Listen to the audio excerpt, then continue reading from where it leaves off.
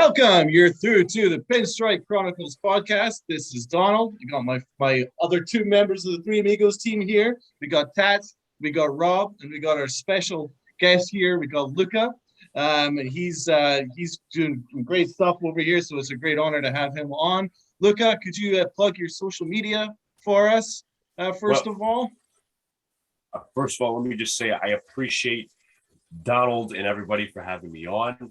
My social media is Luca Jr. 2003 is my personal account. I have another Twitter. I run the Boys in the Big Apple podcast with my brother and my best friend. It's called Boys in the Big Apple on Twitter with the @ and I also do another Yankee podcast. It's called Twin Bill Podcast on NYY News TV with my brother. We are actually recording tonight for it to premiere tomorrow. Nice. Well, we'll look forward to that. We'll have your links in the description for everybody. Definitely. Awesome. Yeah, I really enjoy the NYY stuff you do for NYY News. Is fantastic. Thank you. So, bro, first of all, just to lead off, what are your thoughts on the Yankees offseason? Very, very, very subpar. The Yankees had a wide range of options with everything. The Yankees had to fill a shortstop need. They needed starting pitching. They still haven't got that. Center field, we still needed to fix, but the Yankees are going to still rely on Aaron Hicks. First base we relied on the subpar option. Not that Anthony Rizzo's bad, but we could have traded for Matt Olson or Freddie Freeman, and we didn't do that. We missed out on 4 all-star caliber shortstops in Semien, Correa, Story, and Seager, and we didn't do that. So now we're just sticking with Kiner Falefa. I originally liked to get the Gary Sanchez trade, but when I read more into it, did my research, because we acquired Josh Donaldson, we're going to be paying him $44 million over the next 2 years, but we couldn't add any other salary when it came to adding a Correa or whoever. And plus, the Twins actually kind of duped us because they essentially said, okay, we're giving you a big contract so we can just steal one of your free agent targets. I don't believe the Yankees were interested in him. So a D+ offseason, complete failure. I expect the Yankees to be a 4th place team this year. So I hope they prove me wrong, but I don't see that happening. See, what I thought of the offseason was the grade was more of a C rather than a D. And I think, even though we had the Donaldson money and it's not, kind of prevented us from making other moves, they did not give out the lucrative deal that would handcuff a position with the amount of depth that we do have. So if they weren't going to trade any of their top prospects, I'm glad that they didn't make that jump where now that position is locked up and we just have these guys just sitting down in the minor leagues with nowhere to play.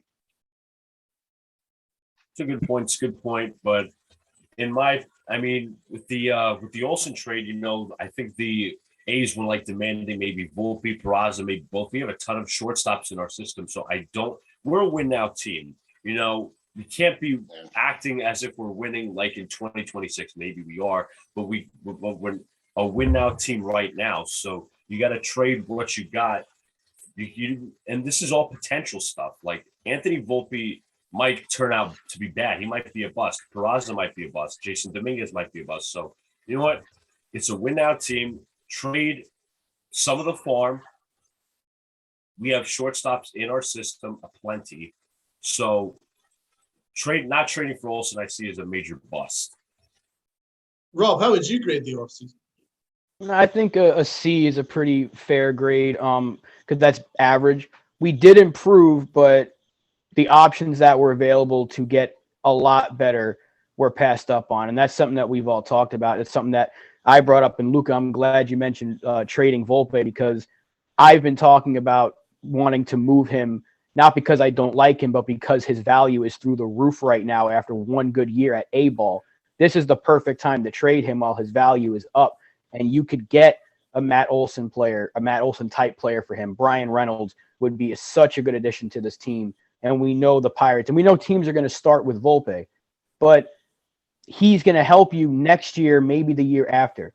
And you don't know what he's going to be because we've seen so many times hyped Yankee prospects come up and get ruined by the way this organization treats them when they get to the major league level. Minor leagues, they're fine. The progression's there.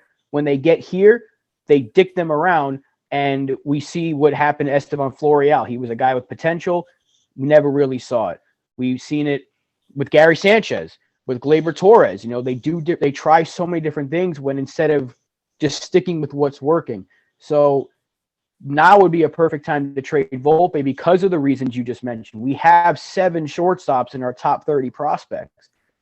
So you have to move 1 or 2 of them to help your team now. And you could have made a mega trade with Oakland to get Olsen and a pitcher and maybe even try to get Murphy from them. And you would have had to give up a lot of prospects, but the Yankees have been so good in the international market. They can replenish that farm system very quickly. And the only prospect that I said I think would be untouchable was Dominguez because we don't have a lot of outfield depth in our minor leagues. But shortstop, you can trade any one of these guys because we have so many. We have so many infield prospects in general that it made too much sense to move somebody to get you a player that helps you win now. Because like you said, we're a win now team. We're paying Cole, Stanton, LeMahieu, Donaldson. Now we're paying these big contracts. We're about to pay Aaron Judge big money. You're trying to win now with this core that you have. And the window is closing because they're only going to get older. And the team is not, even though their payroll is the highest it's ever been, they're not giving us a reason to believe that they're doing everything. I think we're going to be fine this year. I think we're going to win a lot of games. We'll make the playoffs. But when what was out there, and you reset the luxury tax and you didn't get any of those players, in fact, you didn't sign anybody from outside the organization to a major league contract, that's where the issue is. Yeah, definitely. I just want to add on to some of your points. Obviously, we have ruined prospects in the past. You think of Jesus Montero, Ian Kennedy, all that other stuff. But what the most disappointing thing of the offseason was, we going back to last season, how Aaron Boone, Brian Cashman, the Yankees, they blamed the players as the sole reason why the team was struggling. They blamed a little bit of themselves, but they blamed the players. And towards the offseason, Brian Cashman was like, we need to get more athletic. We have latitude money-wise. We have the budget. Then you're hearing things that the Yankees didn't have the money, the budget for Freeman. The Yankees couldn't afford a Correa. And all this other stuff. It's a nice cat. Hi, cat. Yeah, pretty weird stuff. But they had all this latitude, and now you're telling us we couldn't sign a Correa, a Seager, or whoever. Like, come on. And you guys, and it's like the Yankee fans still believe this stuff. Yeah, there are people out there that are still listening to the beat and the front office and the manager and everything they say. It's so ridiculous. I'm not saying you have to, believe the same everything as us, but you know what? Take it with a grain of salt. Thank you, man. Actually, I'm completely in agreement with you. I actually graded a D+ off season, and it's exactly the same grade as the ESPN article had, which I've just come across here. It says here, with one of the best free agent classes in history to spend money on, the Yankees signed Tim LaCastro. Look, the Yankees are going to run the highest payroll in their history, but it's a far cry from their World Series in 2009 when they spent $65 million more than any other team. Falefa fills a hole, but it won't improve an offense to rank 10th in the AL in runs. Not like, for instance, Carlos Correa or Freddie Freeman. And Donaldson adds a core of 3 injury-prone players in their 30s, plus Joey Gallo, who hit 160 last year. It just went, it might work. So I think what we're seeing is a mixed narrative, and it's kind of mixed signals. It's a half-pregnant philosophy where they want to stockpile their prospects without really developing them or having a plan to use them. The only one that we can see a plan to use is Volpe. The others, I mean, listen, like, you can't have all these shortstops playing shortstop. So I'm not quite sure what their plan is. For instance, with Peraza and then all the other ones that we have in the system. Plus, we've got Oswaldo Cabrera. We've got a bunch of infield prospects, and there's not really a whole or an exact way in which they're going to be used. So they're kind of stockpiling them. They don't want to trade them to improve our team this year, which is kind of a mixed philosophy. Then you go and add Josh Donaldson's contract. He's 36. again, it's kind of like a confused narrative of like, we're winning now, but we're not totally winning now because we don't want to go and get the guys that we can get to win a World Series. So we'll go and kind of get someone who's pretty good instead of getting someone who's the best. And that's kind of confusing. And then the biggest thing that I'm taking away from this is Brian Cashman is just saying, oh, we've got the highest payroll in our history. We've got the highest payroll in our history. But if you actually read between the lines, and if you actually read the truth, it doesn't stack up because with inflation and with other teams completely just bypassing us, like the Dodgers, the Mets, or whatever, it doesn't really hold the same water as it did before. It really, in line with the money, the income that we have, we're a $6 billion franchise, and we've got the third highest payroll. And the only person that we signed in free agency was Tim LeCastro, who's even from a Northern organization anyway, along with Rizzo. It kind of just says to me that it's a half-pregnant philosophy. What would you agree? Would you agree with that? I definitely would agree. I was just about to bring up the point where you said that Cashman was bragging about the highest payroll in history, and I don't think enough people are reading between the lines. Yep. My question is, we traded Gary Sanchez away. What's our solution at catcher? Are we trading for Wilson Contreras? Are we just going to keep Rorvet and Higashioka? Mind you, the Yankees knew that Ben Rorvet was injured at the time of the trade. Why would you trade for an injured catcher? Yeah, we couldn't figure that out either. We spent almost half an episode on that one. It was bad. It was a weird trade. That's how I looked at it because I see the improvement. Falefa is better than what we had last year at shortstop by far because Gleyber Torres was terrible at shortstop and it affected him at the plate as well. Donaldson, to me, is an improvement over Urshela, but you didn't need to improve third base. That's my issue. You didn't need to do that. You had a third baseman for another 2 years on a pretty cheap deal in Urshela, and instead of making that trade just to get rid of Sanchez, you could have signed Correa to a similar deal that the Twins did, or given a deal to Trevor Story that had opt-outs, and he's a guy that you can move over, and that doesn't handcuff you with you could still have Volpe ready in another couple of years. So you didn't have to make that trade for Donaldson. And you could have still had Sanchez and Higashioka just like last year as your catching situation. And you would at least say, well, we spent on one free agent, hey, we gave you something. Instead, you didn't sign anybody when this amazing list was out there. I mean, you could put Javier Baez on that list of shortstops, that all-star caliber players that we could have signed, and we passed up every single one of them Falefa is really good, but he's also a Gold Glove winning third baseman. So he gives you versatility all over the infield where you're going to lock him into shortstop. And now we're going to see them use Gleyber Torres there again this year. And it's just like we saw that wasn't good last year. So now you have this infield. Where's LeMahieu going to play? How are you going to use 5 guys in one infield? Is Falefa going to catch from time to time? Like, what are you going to do? And I know what they're trying to do, but they just had so many other routes they could have gone because this was one of the best free agent classes we've ever seen in a long time. And they passed up on so many guys they could have had for reasonable deals to improve the team and giving you a chance to win a championship right now. And that's what we want because we're starved of a championship. We're greedy. We're the Yankees. 27. We want 28. And getting Josh Donaldson doesn't give me the most confidence that we're going to get 28 this year. I like Donaldson as the player. I'll forget what he did with the whole crap last year with Cole, but the player is good. But is he moving the needle from us being a playoff contender to a World Series contender? No. And I think that's the thing. We're not seeing the improvement that we could have seen if the Yankees just opened up their checkbook that we know they have, even though Hal Steinbrenner wants to say it's not there. No, I think that they're spending the money. To say that they're cheap, you can't, it's hard to call them cheap when they have the third highest payroll. But what they did was they're driving around in a Lamborghini with dents in it. While the Dodgers and the Mets are driving around in shiny new showroom Lamborghinis.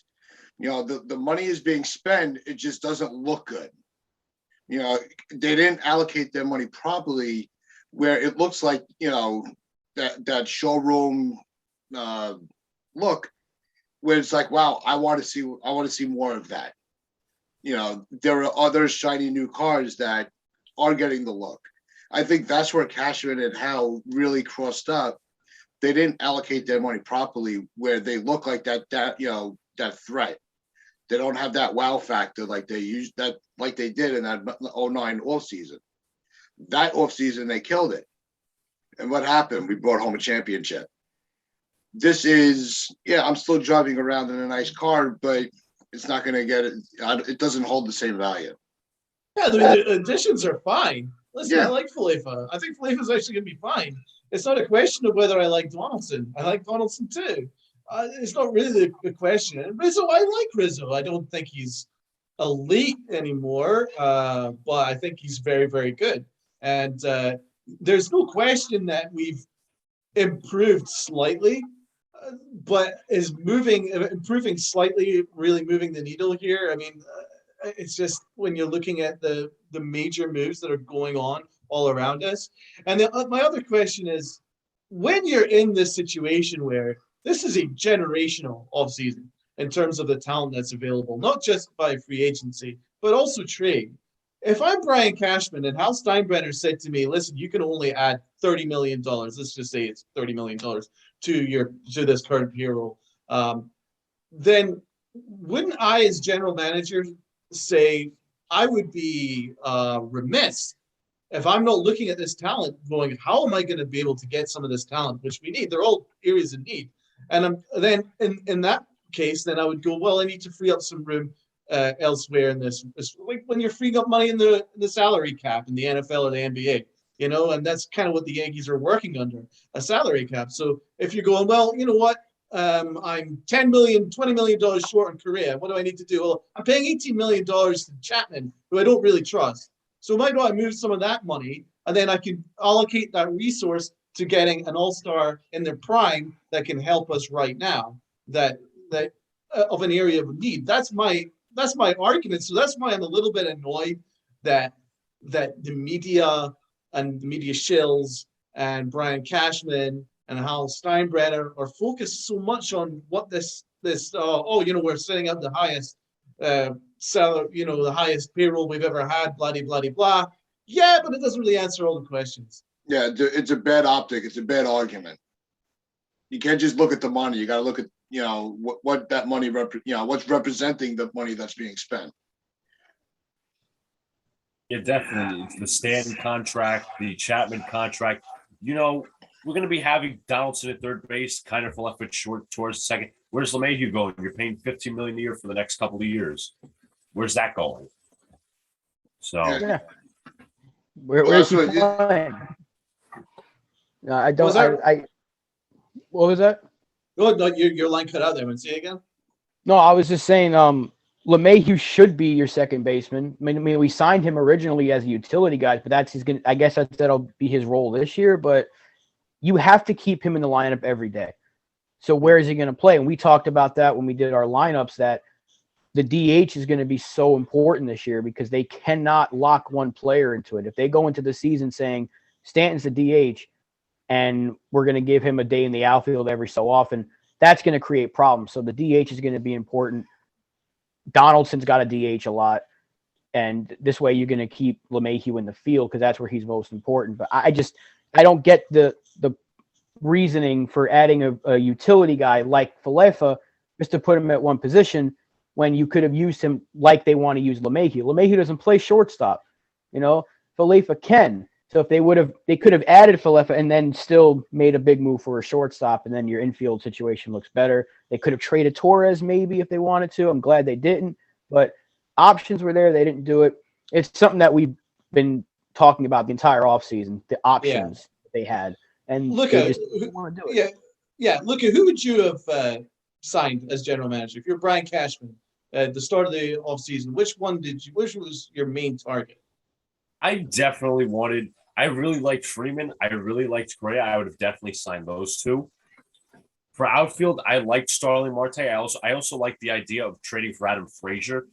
What did the Seattle Mariners trade, like 2 B prospects for him? Yankees couldn't do that. They couldn't even do that. They had 2 chances to trade for him. He was traded to the Padres last year from the Pirates, and also he was traded from the Padres to the Mariners. And you also, I kept forgetting this, but I just brought back to me, the Yankees could have traded for Jacob Stallings. They could have had a plan in place, for the catcher position, but now they're sticking to a unknown in Ben Rorvet. We're just going to have to see how he turns out. That's how it's going to be. Higashioka's at best the backup. So that's definitely that. I would have also added Robbie Ray. We needed that number 2 alongside Garrett Cole. Everybody's going to say, oh, Luis Severino. But when was the last time he really got back to his pitching acumen where he's starting like 20, 30 games? 2018. 2019, he was injured. 2020, he had Tommy John surgery, so he was out for the year. 2021, he only played so many games. So he's a complete he's not a complete unknown, but he's just a liability when it comes to injuries. So it's hard to rely on that. Now we're going to have a rotation of Cole, Severino, Tyone, Montgomery. Now you're going to have to decide between Luis Hill or Nestor Cortez. Yeah, that was my next question to you, man. How would you assess, because we were talking about this in yesterday's podcast, anybody who's watching and listening could check it out, but we were talking about the pitching rotation, the state of affairs going into pitching this year. How would you assess it? It's probably going to, in my opinion, from what I see, it's probably going to be Cole, Severino, Tyone, Montgomery. Maybe they give Hill a chance because if you guys remember, Hill had some pretty nice games last year. Maybe he lacked some control or whatever. The Yankees kept bringing him up and down, up and down, up and down. Then he had that really one bad start. And then I just remember Michael Kay saying, oh, fans, you just wanted it. Now you brought him up and you see what happened. No, it's because the Yankees didn't give him enough time in the major leagues to finally develop. And that's what happened. Up and down, up and down. The same thing happened with Clint Frazier. The same thing was going on with Esteban Florio. You're not going to get that consistency from a prospect when you're constantly moving him places. Rob, you were pointing out yesterday that the miles per hour has increased. The velo has increased on our man, Deivi Garcia. What are your thoughts on Deivi Garcia? Could he be a potential piece this year? I would hope so. He added about 2 miles an hour to his fastball. He was touching 95, 96. Look, if you're not going to have movement to the pitch, you need to have velocity in today's baseball. So it's a good thing that he's done that. Look, he's still young. He's going to turn, 23 in May. So there's still plenty of opportunity. But there's another guy that they messed with. And how many times have we brought that up on our show, what they did to him in the playoffs in 2020, and how that affected him? Because he was terrible last year. And you can only hope that this year in AAA, he gets it going again because he has the stuff to be, at the very least, a middle of the rotation, the back end of the rotation kind of guy. I'm sick of all these good-looking starting pitching prospects and then people saying there'll be a good bullpen arm for the Yankees because we just can't develop starting pitching. Outside of Montgomery and Severino, who have we really developed as a starter from our farm system? You can't really tell me we developed anybody else and they became good. Because we've been doing it since the Java Chamberlain days. We had 3 guys coming up at that point that were supposed to be the next best thing. We didn't trade any of them for Johan Santana or CC Sabathia when they were available on the trade market. And they dicked all of them around. Hughes, Kennedy, Chamberlain. They messed with all of them. And Phil Hughes we got the most out of him. He helped us win a championship in 2009 because he was really good out of the bullpen. Java Chamberlain was in and out of the rotation. Ian Kennedy forgot what he got traded. So, yeah, they have not been able to develop starting pitching for a very long time. And they keep thinking that every guy that comes up is going to be the next Andy Pettitte for us because that's probably the last guy that we really developed from our farm system that has turned out to be a really good starter. That's been a long time. So it has been a long time. You're spot on, man. Tats, what are you thinking about our rotation, brother? I think the rotation's in better shape than the media is giving it. I think the question marks around Severino were fair.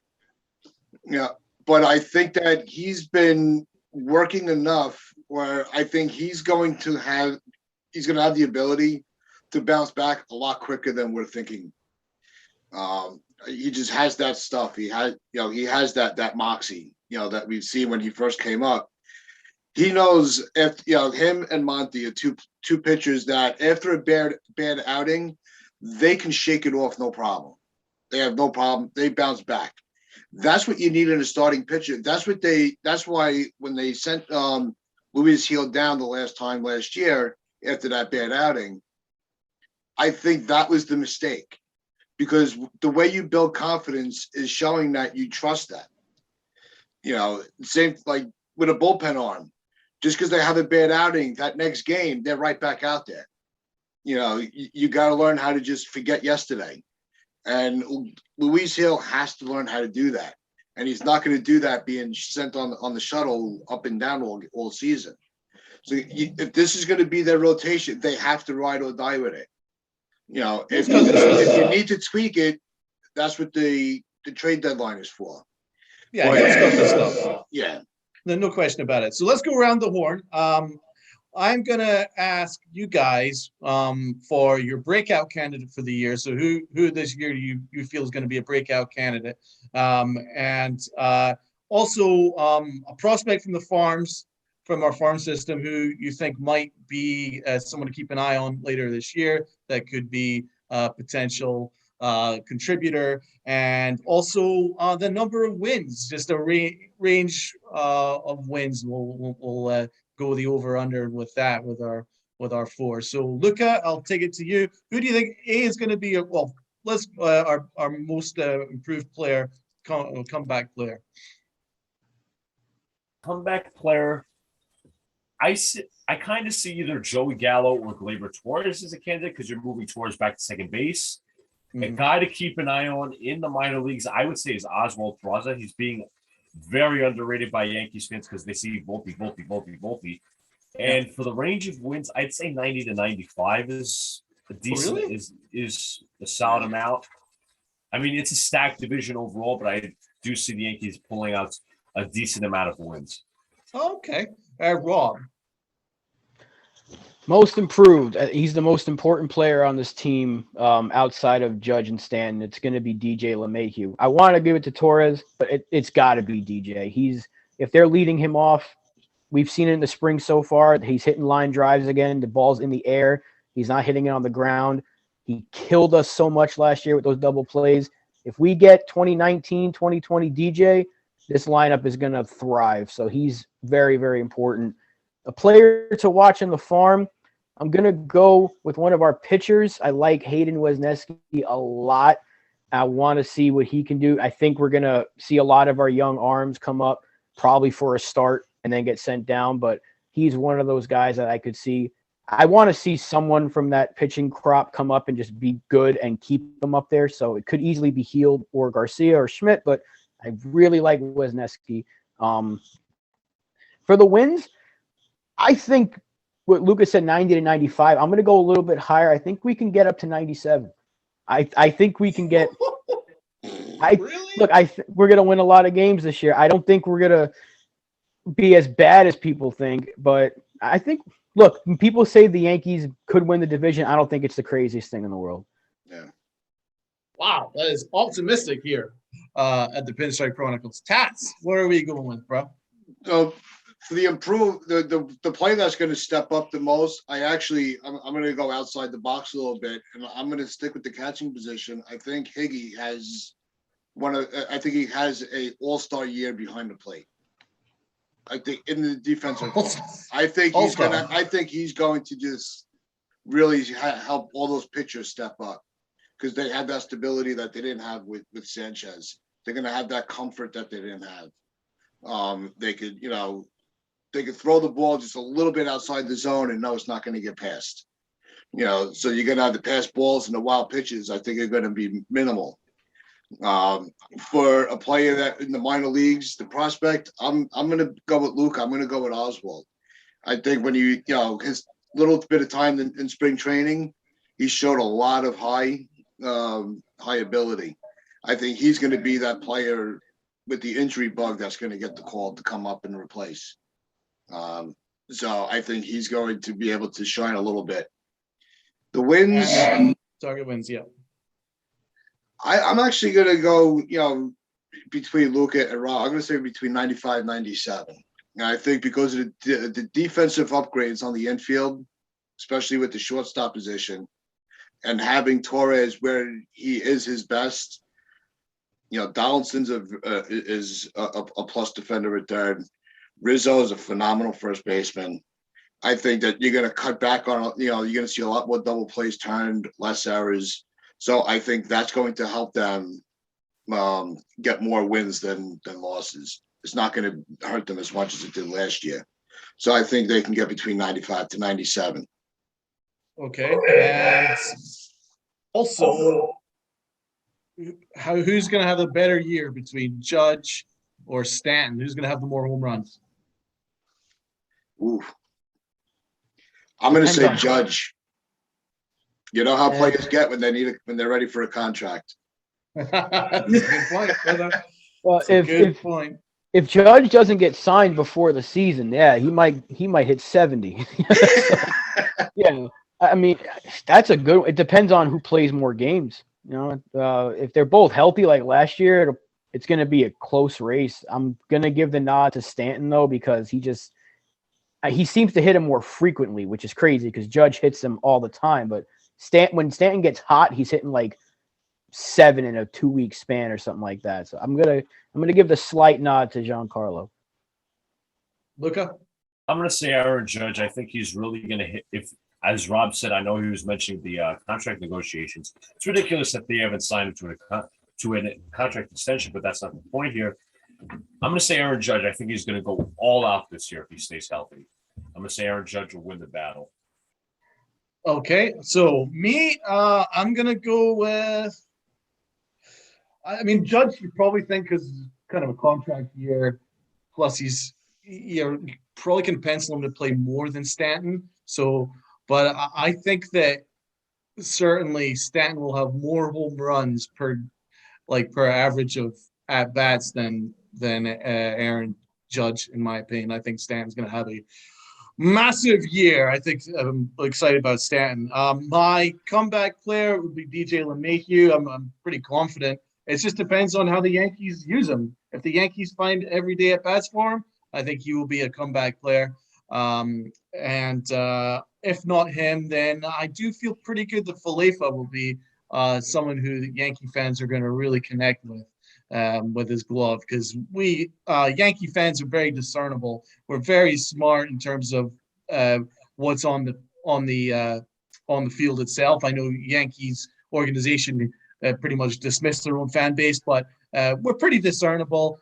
We like good play, we like hustle, we like defense, and Falefa certainly provides all of that. So I'm thinking that he will be very good defensively, and I think offensively he'll give you your 260. He'll give you some singles and stuff and some contact, and that'll be what we're looking for. Prospect from the minors. Well, I love Florio, but I know the Cashman doesn't. But I'm also convinced that Hicks will get hurt in a New York minute. So there's every possibility by the time that I go and get a Starbucks after this podcast, Hicks gets hurt. So by then, maybe we get a Florio sighting. And if so, then I feel pretty good about him. I'm a big fan of Cabrera. I think Cabrera is a really good prospect. He showed up in spring training. I think he is somebody with his ability to play multiple positions that could be someone to keep an eye out on. And then my win range, I would go between 87 and 90. I'm on the lower scale because, listen, I have to be consistent. If I give the offseason D+, how can I then go and say that we're going to win 97 games? I think that we've treaded water. I think we've slightly improved, but not nearly improved to what we're needed in terms of the East. I only trust one starter. We don't really have a closer. Unless we play give Loizaga the job, but we don't really have a closer. And offensively, I think we'll be really good. But injuries can happen at any moment, and I don't really trust that we're not going to get hurt, considering most of our team's in its 30s and not very athletic, which is exactly what Cashman said he was going to do this offseason, add athleticism. Only Falefa really gives us athleticism, so there's really nothing for me to get overly excited about. Sorry, apart from watching a home run battle between Stanton, Gallo, and Judge, I'm not quite sure. I think that if you look at the East, even if we've got a better lineup and a better roster than Boston, which I think we do, their management and their general manager and their manager is much better than the Yankees. So I give them the nod. Same with Tampa Bay. The Yankees think that they're smartest people in the room. Tampa Bay are much smarter. And so if you match them up, even though I think we've got a better roster than Tampa Bay, again, the managers compared, they're going to get the nod. They always beat us anyway. And then you look at Toronto, and Toronto are just flat out better than us in every way. So at the moment, I think we're a third or fourth team right now in the East. We'll probably get the last wild card spot, but I wouldn't hold much hope above that. I think us as fans are diminishing the fact the players that are on the roster.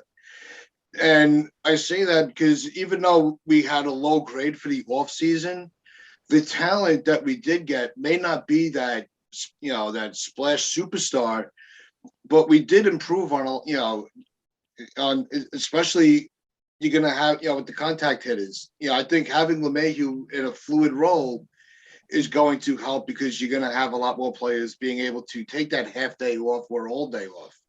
So I think we're going to be able to maintain health throughout the year because we're not going to be overextending players because we don't have the proper backup. So I think that's going to help. So you're not going to have, I don't think we're going to have as many injuries as we've had in the last couple of years. We're going to have them. That goes without saying. Every team does. But I think that when we had traded for Voit, none of us could figure out, why.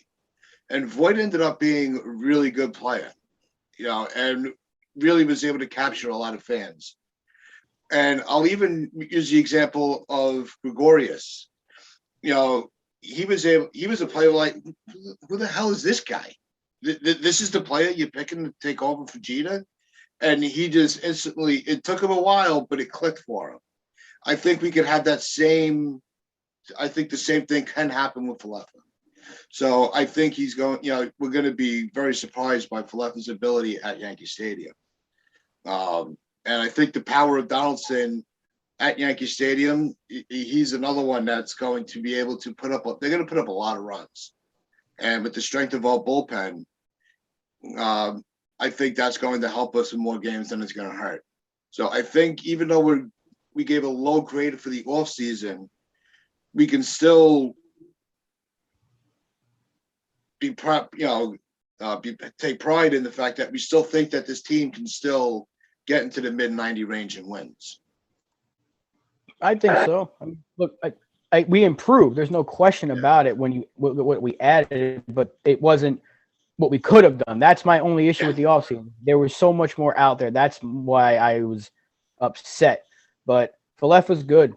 People are saying the guy can't hit, but the guy had 170 hits last year. So I don't know what that means to people. These are the guys that want contact, and we literally added a contact hitter, and they're still mad. So I get it when you could have had Correa. Obviously, you're going to take Correa every time over Falefa if you have the choice. But people are saying the Yankees added a shortstop who can't hit. It's not true. The guy can hit. In fact, he's exactly what a lot of the get off my lawn old school types wanted, was just more contact, right? There you go. Donald raised his hand. So, that we got that. But when you look at what the potential is, and a lot of this team is, if everything goes right, which is a lot to ask, the ceiling is very high. It's just that a lot can go wrong very quickly. And so I'm just hoping that they can avoid that. And a lot of it has to do with the health of the team. It's a fragile roster, but if it can stay healthy, and like you mentioned, with a lot of players they've added, even on minor league contracts, Marwin Gonzalez is a guy that's probably going to make the team and play a lot of games because he plays every single position except for catcher. They have versatility. So if they can use some days off here and there to make sure Aaron Hicks avoids that 60-day IL stint, do it. And if you have to use Judge in center field from time to time, fine. If you have to use Gallo, I don't know why they're afraid to do it. Put Gallo in center. Why are they afraid to do that?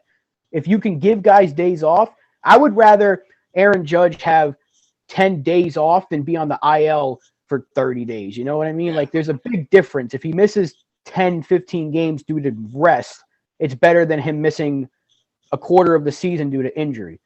You want these guys ready for the stretch. And how many games did we blow last year with, just terrible late game management and late game pitching? Too many. We could have been a 97 win team. We won 92, and there's at least 10 games that you can probably think of where it's like we had it. It's like also how many double plays did we get into? Right. A lot of those things need to be corrected. And I think our new hitting coach, Lawson, he's very simple. If you see the ball in the strike zone, hit it. We're not trying to do too much. They're simplifying things. Crazy concept, all right?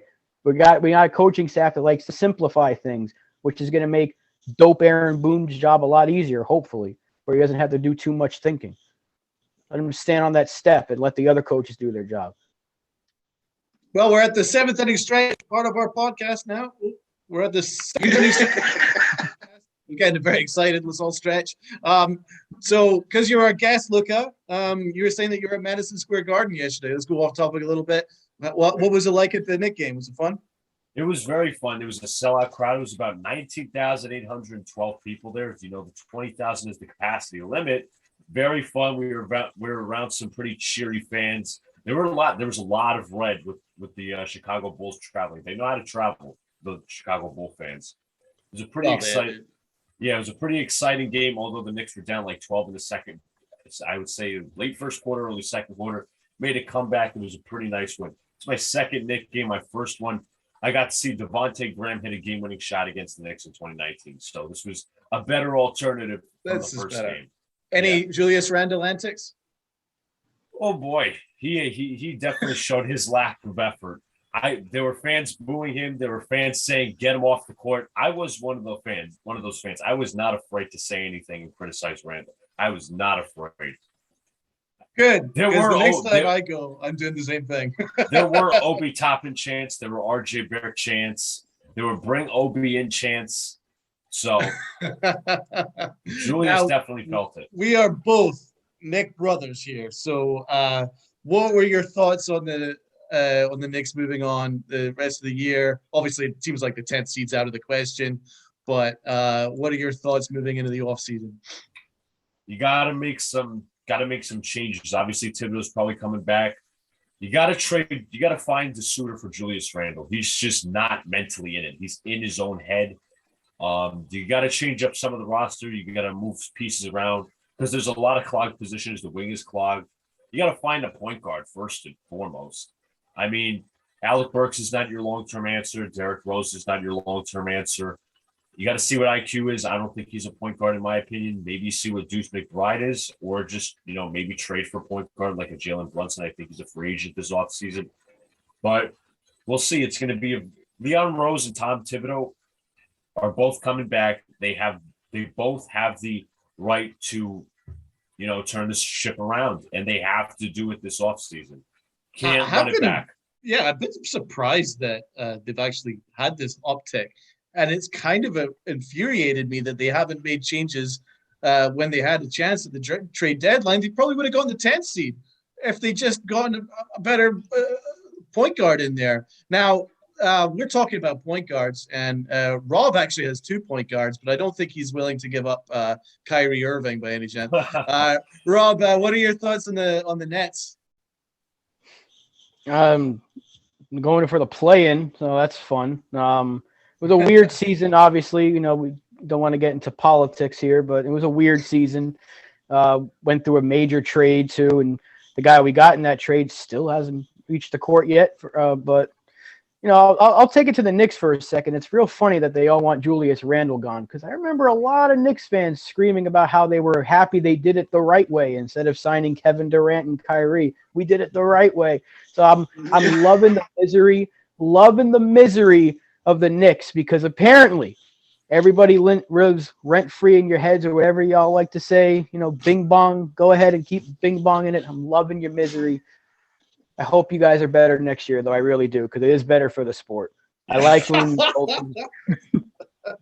was beginning to really regret bringing Rob into this conversation here, but he's kind of winded me back in there, so I'm okay with the closing part there. Tats, which team do you root for between the two? really, I don't follow either. From a distance, it's just somebody who listens to sports radio a lot. I think one of the things that's lacking on the Knicks is the ability to close out games. I heard somebody say yesterday that it's a 3-quarter team. And that's something that really needs to be worked on. And I think Randall needs to go.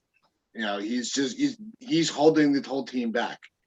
It takes one bad apple to ruin the bunch. And if you're going to play in the Big Apple, you can't be rotten.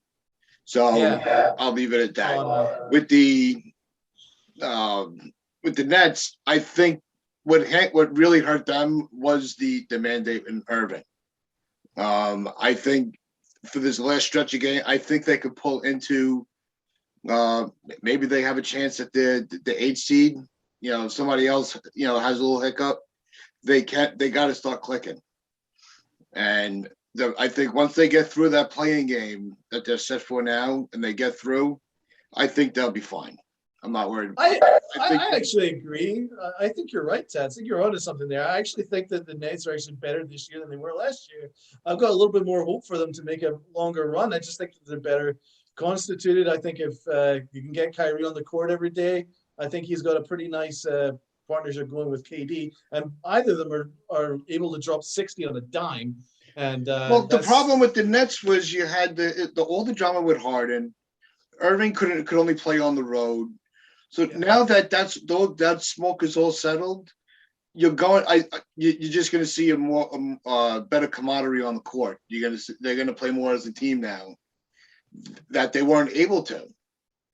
Yeah, so, I think it's worked out for all parties. Because I think Harden is much better in Philadelphia. I think he needs to have the ball in his hands all the time, and he can feed the ball to Embiid. And I think they're going to work better. He always plays better with big men. And the Nets didn't really have any big men that he could play off of because he likes to work off the pick and roll with the big man. He had that with Clint Capella. He's now got that with Embiid, although Embiid's a different type of player than Capella, but it's very similar. Can work off the pick and roll together. The Nets, he couldn't do that.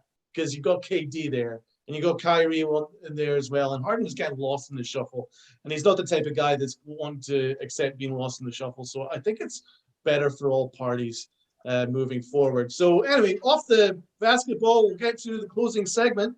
Luca, closing thoughts. First, well, once again, closing thoughts. Luca, what would you say? Is there any targets in the trade market that the Yankees can go after? Are you hearing anything? I would have right now. I would have typically wanted Frankie Montas or Sean Manaea, but apparently, I think the MLB beat writer said they're staying right now in Oakland. So I don't think there's really anybody in the trade market the Yankees can target. I think they blew it with that. So I'm just hoping the Yankees can. Maybe they get reinforcements at the trade deadline. You never know. Maybe they just stay. Maybe Manaea and Montas just stay in Oakland until the trade deadline, where they can get maybe a lot more for them. Yeah, well, I think that's Oakland's plan is to hold their aces until the trade deadline and just completely unload. It makes sense for them. It does. Definitely does. Rob? I don't think we're making any more moves. I think they know what the roster is at this point. They need to figure out who the fifth starter is. Bullpen should be set. We've already had everybody sign. It's just a bench, really. Who's going to be if they're expanding the roster to 28, they're gonna have to add another pitcher and another bench piece. And Inciarte, Jose Peraza are guys that could make the team. Marwin Gonzalez. If they liked Oswaldo Cabrera enough, he would have probably still been on the major league camp, but he's going to start the year in AAA probably. And who's the backup catcher? Is Wortvet going to be healthy enough by opening day? Probably not. So it looks like Bobby Tats, you did get your man on this team. Rob Brantley will probably be your backup catcher. It's really just figuring out those last few spots. If they make any moves, it's going to be a Wandy Peralta type deal like they made last year, a Rougned Odor type move where they get this random player for free. And then they'll make a move at the deadline, maybe, if they're struggling again. And Luca, what are your thoughts with our bullpen situation? Because there's a question regards Chapman. Will he be closing? Will they be kind of using him as a rotational committee closer guy with Loaizaga? What are your thoughts? I would have liked to add at least one more reinforcement. I mean, Chapman's a heart attack closer. We all know that. Chad Green, I think, is a little too inconsistent for my liking, but I didn't really see the Yankees moving him. So maybe we could have. I really wanted Joe Kelly, like for a decent amount of money, not like 15 million, 18 million, but like I don't know, $6-7 million or how much he got from the White Sox. Just one more reinforcement. But ideally, Loaizaga is your closer, but that's not going to happen with Chapman on the roster. Yeah, well, that's what we thought. That was how I took it yesterday when we were talking about how Chapman is going to be, they're going to try using him in more eighth inning roles, depending on how the matchups are going, and get him out of that pressure of the ninth and see if that gets him right. Because the first month of the year, the first month and a half of the season, he's lights out. And then when the weather gets warmer, because he's sweating so bad, he can't see where the catcher is, and he throws it over his head. And so, it's you need to take that role away from him when he hits that wall, but still you need him from that lefty side, depending on the matchups. And Loaizaga, he has the stuff. I think he has the mentality to be a closer. So you'll see him Very over much the ninth. 100% team Loaizaga. Rob, what are you thinking, bro? It should be Loaizaga. It should have been Loaizaga last year Yeah. when Chapman had that hiccup. They should have said that's enough. And they should have looked to move him, but he's got that no trade clause, and it's clear he's not going to waive it. So they have to ride it out until he's gone, which is after this year, thankfully. So hopefully we get a good year out of him. And if they can avoid that, month-long sweat fest hiccup of his, then good. If they have to use him in the eighth inning to do that, do it. Because he hurt again, how many games did we blow because Aroldis Chapman just couldn't get anybody out? Think about that game against the Angels. How many games did we blow because Chapman just can't find the catcher's glove? It's not like he's missing by a couple of feet. He's missing by like 10, 20 feet. You can't blame Gary Sanchez for that when Aroldis Chapman's throwing it 30 feet over his head. So that's not $18 million worth of a closer right there. That when you have a guy that you feel like, okay, what's he going to be today? If you're paying him $18 million, that dude needs to be shut down more, like 8 times out of 10 at least. He needs to be just darting 105 on the, not 105, but like 100, 101 on the corners. That slider's filthy, but when it's not working, the fastball's 30 feet in the dugout, the slider's hanging, and Altuve's taking him deep every time. So that's what we have with the Aroldis Chapman. It's Jekyll and Hyde. Yeah, I do agree that. I think that if you use Loaizaga and high leverage situations and possible closing situations, I think we'll win a hell of a lot more than we lose. And I think that issue will be resolved. That was problems last year. So we might actually get an uptick in wins. If we trust Loaizaga more than Chapman, he could actually see us having a decent year. So that should pretty much wrap it up here. So we'll hand it off to Luca here. First of all, thanks so much for coming on our podcast for the first time. It's a blast. I always love coming on your show. So Luca, if you could plug the exciting stuff that's happening for your podcasts and close it out. Yeah, Twinville podcast obviously is being recorded tonight. Catch that tomorrow, Wednesday, 7 p.m. on NYY News TV. We got Boys in the Big Apple tomorrow at 8:10 p.m. Anybody can catch on. It's on Big Blue in the Bronx channel, my brother's channel. He runs Giants and Yankees. Overall thoughts, thank you guys for having me on. I hope the Yankees really don't disappoint me, but when you don't have expectations, how can you disappoint, should I say? I just hope they exceed expectations, but I don't see this team being World Series. I just hope they're a watchable product, I think they'll be watchable. Yeah, I'd go with that. I do think they'll be watchable, even though I'm very disappointed in the offseason. I do think that they're going to be a much better team than last year. But is it enough with considering the better competition? That's my only question. There's no question that we're a better team. So that should wrap us up here at the Pinstripe Chronicles. You can find us on sportarium.com/player or on Roku Television, the Northeast Streaming Sports Network. It's an honor to be on both. Big shout out to my part of our three amigos here. We got Tats, we got Rob, and once again, Luca, thanks so much for coming on. It has been a blast. And let's go Yankees.